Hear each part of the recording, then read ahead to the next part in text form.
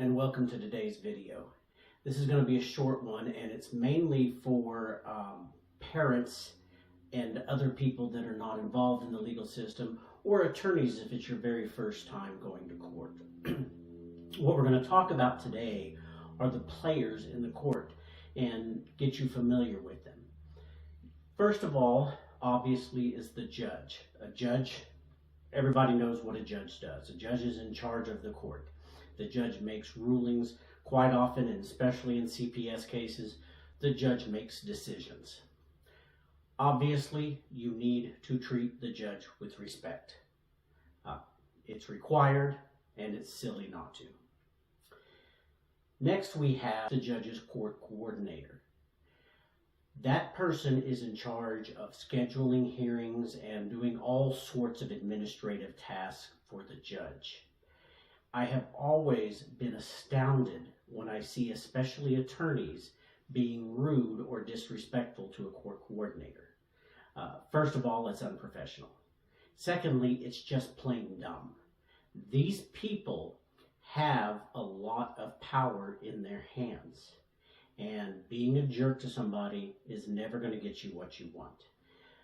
Most judges will probably be more upset at you being rude to their coordinator than to them, other than the fact that the judge has to protect the respect of the court as the judge represents the court. But on a personal level, they're probably going to be more bothered than that. And not just the court coordinator, the other staff as well. Another person that's in the courtroom that you'll always recognize is the bailiff. A bailiff will usually be a deputy, not in all cases, but that's usually the case. This is a law enforcement officer. He or she is authorized to do anything that a law enforcement officer is. They're obviously there to keep the peace of the court and to protect the judge. Then there may be a district or county clerk in the court. The district or county clerk do not work for the court or the judge. There'll be an assistant county clerk or an assistant district clerk. Usually it's district, almost always. They work for the district clerk or the county clerk, and they have a lot of tasks, mainly managing the pleadings, make sure they get filed, make sure different things that documents the court requires are handled properly. Next, I want to mention the CPS prosecutor, and I say that for lack of a better term. This is not a criminal case, it's not even a juvenile case, so they're a prosecutor in the sense that they're prosecuting the case. But don't think of that in the way of a criminal case. Although, do keep in mind that they are potentially at least opposed to your case. And when we see the video about how the CPS process works, you'll understand what I mean by potentially. So they represent CPS. Now, the person representing CPS could work for CPS. They have regional attorneys, they call them, that will represent CPS in court in some instances. Usually it's going to be the assistant county attorney or the assistant district attorney. The differences between those are not really relevant for your purposes. But needless to say, they work for the district attorney or the county attorney. All of these are government employees. They're representing CPS and through CPS, the state of Texas. Another person that you'll want to be very familiar with is the person often referred to as the attorney ad litem. And when you hear that, what they mean is the attorney appointed to represent the child or the children in the case. As you can imagine, that attorney will carry a lot of weight with the judge, because that attorney is not charged with the state's mission or the parent's wishes. That attorney is to represent the child's wishes and what's in the best interest of the child. Those two can conflict, and when you see the video on the attorney ad litem for the child, you'll understand that better. But the attorney ad litem is a good person to have on your side. They will carry weight at the end with a judge or a jury. Then also there is the attorney ad litem for the parents, usually just referred to as the parent's attorney. don't worry about what attorney ad litem means. Generally, just for your purposes, it means an appointed attorney. So this is the attorney appointed to represent the parents. Almost all parents in CPS cases have court-appointed attorneys. You are entitled to one if you meet the guidelines, just like in a criminal case. This is one of the very few, really the only one that I can think of off the top of my head, non-criminal kind of case where you're entitled to an attorney. That's not entirely true. Juvenile is not criminal, and there's some mental health courts. But it's rare in criminal or in civil cases, but this is one where you're entitled to if you can't afford one yourself. The attorney for the parent represents the parent, and that's their job, and they represent what the parent wants. An attorney does not substitute their judgment in general terms for the parent. Now, when it comes to strategy and doing the legal stuff, well, that's what you have an attorney for. They're the experts and they make the decisions on that. But as far as ultimately what the parent wants to do, whether they want to go to a jury trial or a trial in front of the judge or to settle, that's up to the parents.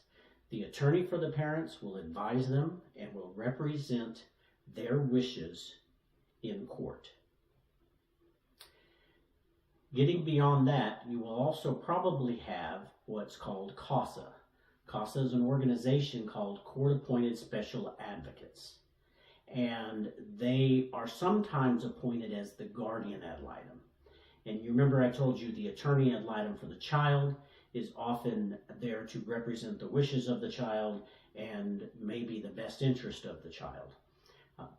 Counties do this differently, but if the CASA is appointed as the guardian ad litem, a guardian ad litem stands as a guardian, someone looking out for the interest. This is not an attorney. These are volunteers. They could come from any walk of life, and they volunteer their time to help the child, to keep the court informed of what's going on with the child. These cases are different than a lot of cases because you're not just going to wait a year for the judge to find out if the child is getting the medical care or whatever the child needs. There are routine hearings to update the court because the welfare of the child is at stake.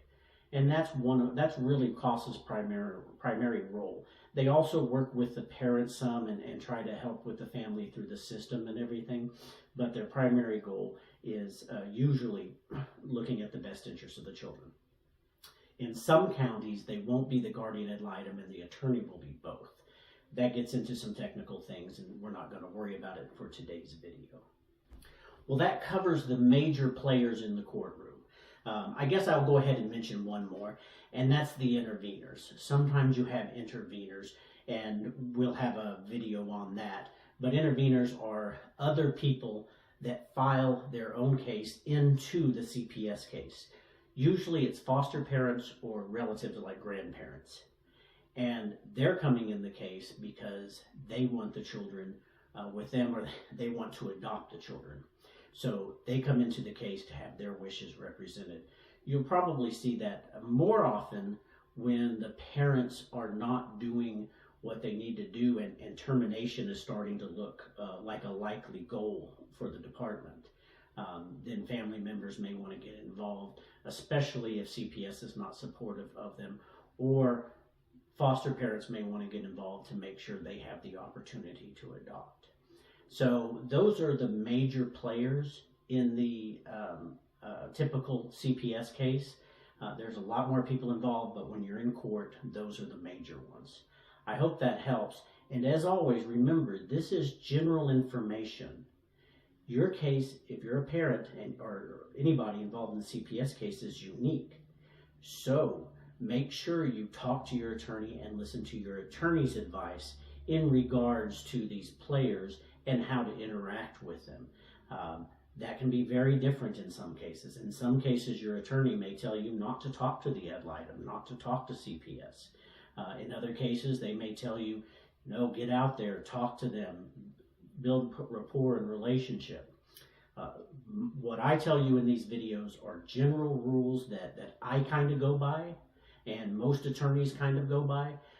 in most cases, but every case in CPS is unique.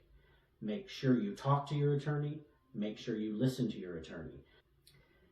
They're the lawyer, and they know better than anybody that's going to be able to advise you about your case, because it will be different.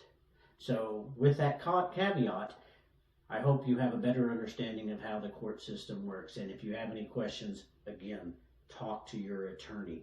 Biggest mistake I see parents make is they don't talk to their attorney. So make sure you do. Thank you.